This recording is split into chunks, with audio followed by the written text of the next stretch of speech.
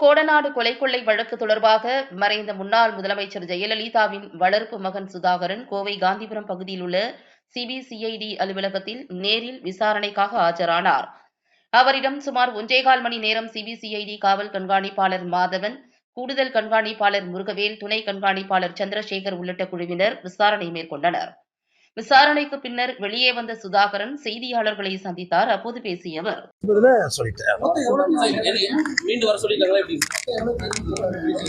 என்ன சார் எங்கே இருக்கு 40 கேள்விகள் என்று நினைக்கிறேன். 40 கேள்விகள் இல்லை சார்.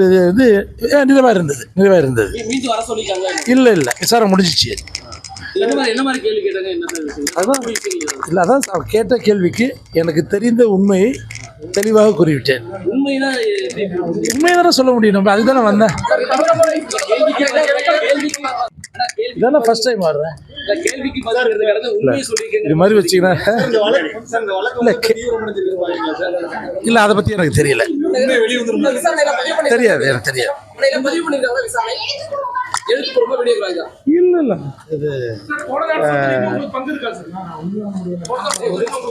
இல்லை சார், நம்ம வந்தது விசாரணைக்கு வந்தேன். விசாரணை முடிஞ்சாச்சு. உங்களுக்கு நான் ட்ரெயினர்லேயே பார்த்துட்டேன். கிளம்பலாம்ல? அதெல்லாம்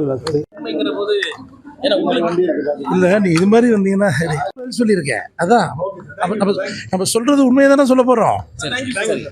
இன்னைக்கு உங்களெல்லாம் பார்த்து ரொம்ப சந்தோஷம். இவ்வளவு ஃபோர்ஸாக பாயிறீங்க. சத்தனப்பட்டெல்லாம் இருக்கு. இவ்வளவு ஃபோர்ஸாக இருக்கீங்க. இப்போ நீங்க ஜெயலலிதா அவங்க இருக்கும்போது வரைக்கும் அந்த பக்கம் யாருமே அவ்வளவு சீக்கிரம் போக முடியாது.